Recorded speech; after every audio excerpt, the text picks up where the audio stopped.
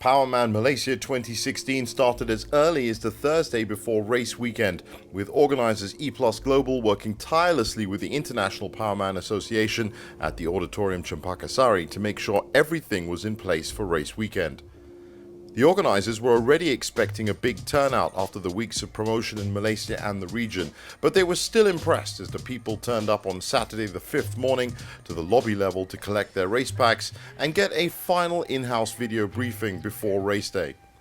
First things first, a quick trip to the nearby registration counter to get kitted out with everything they will need to compete. After filling out the necessary forms and with their race packs collected, there was then time to walk around the Powerman Malaysia 2016 Expo, which, like race pack collection, was open all day Saturday, showcasing the best in biking products and services, and then stayed open during race day as well. For the athletes, it was an exciting time to finally receive their race packs in a wonderful environment, and with the whole process taking just a few minutes, it was all very smooth, well organised and well appreciated. I'm really impressed with the organisation so far. I did a London Marathon about 15 years ago, and the organisation and the atmosphere is up there. It's fantastic. Now, what have you checked in your race pack? What's in it? Oh, there's a shirt, there's my timing band, there's some magazines and some stuff. The important stuff is in there though. So far they haven't given me, I haven't really seen yet. Most of it is the stickers, the wristbands, the timing chips, also the nice compressed sport t-shirt they give. Yep. The elite athletes and international teams had arrived by now, and you could see big names like world number one Gail Lebelec and Thomas Bruins in amongst the crowds picking up their own race packs. For the international teams from some 41 participating countries, it was great to witness and be a part of such a massive event. Wow, everything is awesome, well organized. It's the first time, I think this is the history, the biggest duathlon in Asia ever. Close to 3,000, and it's well organized. I salute the organizer. Very good, very good. I've been doing this since 2004, 2006, and I have never seen a duathlon race this big. The president of the International Powerman Association was also on hand to talk to the elites and was also suitably impressed. And I'm very happy to be back here, of course, because, you know, Asia, the people love it. They love to do a Powerman race, they love to do cycling, they love to do running, and the combination is triggering so much people, you know. It's so sexy to do both. The elites would get their own personal briefing once their packs were collected, and they were then escorted to a private conference room where they dutifully sat and listened to the briefing. Among them was Malaysian duathlete star Jason Lowe. Drafting infringement, blue card showing to you on the bike. We will still adhere on the run route. It's a good news that Powerman came back after 2 years hiatus, because previously in the 2012-2013 the Powerman edition, it was very good response, and then they actually encouraged many teenagers, youngsters to get involved in the sports.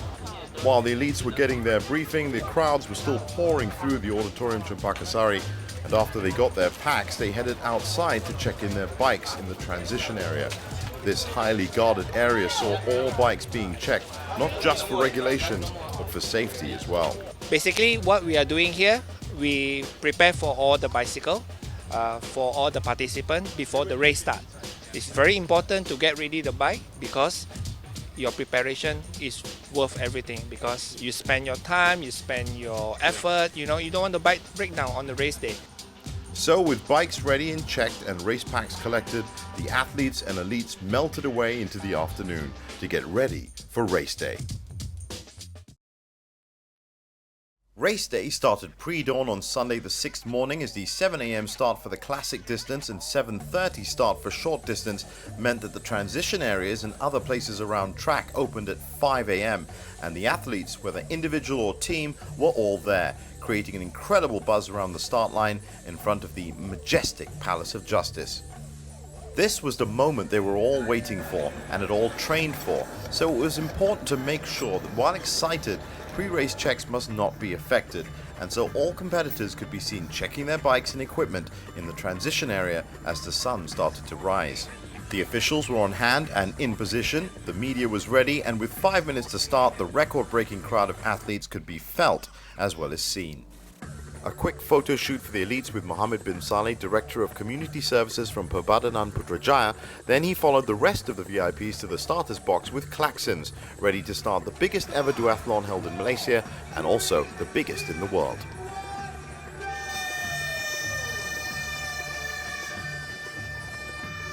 The 5.5 kilometer run course was the first test for any athlete taking part in Powerman Malaysia. A short course, relatively flat, that bends left initially before turning left again into the sweeping Jalan P18 that curls back towards the start line on Persiaran Perdana. Short distance runners would run one loop of this course, while classic distance would start with two. At the end of that, the duathletes entered the transition area, strictly according to regulations, to unrack their bikes and start the 30.55 kilometer bike course, that again would be looped once for the short distance and twice for classic distance. This course stretched out of Putrajaya, joining a main highway, Persiaran Selatan, before making the U-turn and coming back. The athletes would then cross Lebo Gemilang before making their way slowly back to the start line.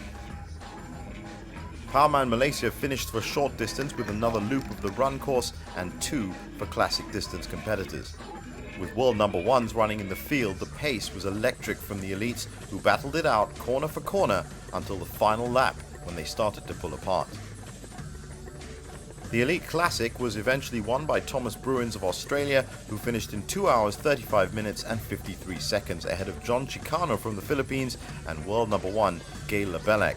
For Thomas, it was hot, rewarding, and went very smoothly. Exactly how I wanted, and yeah, just had a really good time. One of the first times I felt really good the whole race. A tough course, especially on the bike because of the side wind, headwind. Oh, really good course. Strong guys were in front. No, it was the better guys are in the front. The Elite Classic for women was won by United Kingdom's Emma Pooley, who came in first with a total completion time of 2 hours 57 minutes and 27 seconds, followed by Irie Sawada of Japan and Mirasol Abad from the Philippines. It was hard, but racing should always be hard. Quite flat, but an interesting course nonetheless. Quite beautiful, lovely scenery. The architecture is amazing. And the short distance was won by Rikigoro Shinizuka in the men's 18 to 24 age group, the fastest of the 7 other age categories on the day that ran side by side with the elites. He also had a good race and felt the terrain suited him, though it was hot.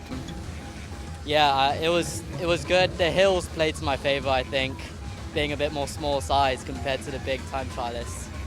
With the race run, the other duathletes started crossing the finish line and would do so for a few more hours. For the winners, it was prize giving next. For the rest, an unexpected treat maybe in the lucky draw. With both classic and short distances completed, it was time for a well-earned rest for all the athletes. The elites and finishers were moving between press and media interviews and the much-needed recovery area, complete with full medical services for any athletes who may have found it a little bit more than expected, especially in the Malaysian heat.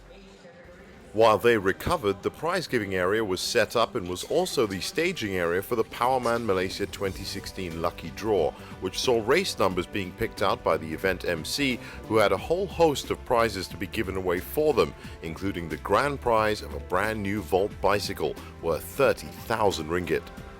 Andrew Ching, CEO of E+ Global, was on hand at the Lucky Draw and to give each of the finishers their medals, and was very happy with the way the event was executed. Powerman has had a hiatus of 2 years of being last in Malaysia 2 years ago. But it was amazing to be at the start line, seeing massive numbers of people up at the start line, different nationalities, upright and bushy, everyone smiling, having a good time. Prize giving was next with its usual photo opportunities, and through the lucky draw being staged first, Thomas Bruins, Emma Pooley and Rikigoro Shinizuka were all well rested and received their medals with smiles. One final press conference to end the event, attended by Vice President Perkhidmatan Bandar Dato' Omari bin Hashim, to not just hear from the elite winners in the cool climb to the Auditorium Cempaka Sari, but also to receive a special award from the Malaysia Book of Records for staging a duathlon event with 2,645 participants, the largest in Malaysia and the largest ever. You know, you can't look at the Book of Records and think, okay, that's not for us. You know, and then you come here and say, hey, you're getting near the Book of Records. Guinness Book of Records. Never thought of it, you know. Powerman Malaysia 2016 was the biggest recorded Powerman event globally and made its history under the beautiful Putrajaya sun, which, along with the track and organization, made Malaysia an excellent Powerman destination yet again. Keep track of all the latest Powerman 2017 news and updates by following Powerman Asia Duathlon Championships on Facebook today.